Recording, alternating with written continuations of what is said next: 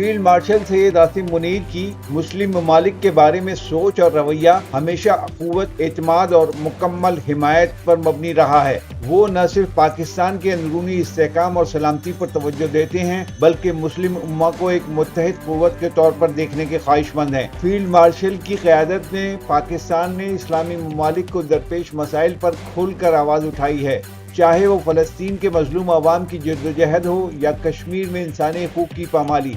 Field marshal Syed Asim Munir ने इन मसाइल पर वाज़ेह और दो टोक मौक़िफ़ इख्तियार किया है।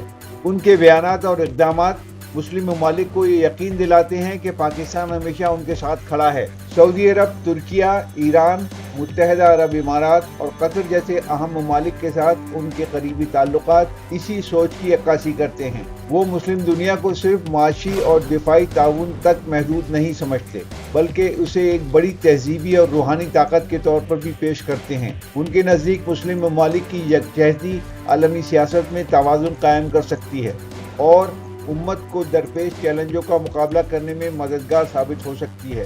फील्ड मार्शल सैयद आसिम मुनीर की पॉलिसियों में एक ख़ास बात यह है कि वो मुस्लिम दुनिया को महज तकरीरों से नहीं बल्कि अमली ताउन से करीब लाने की कोशिश करते हैं।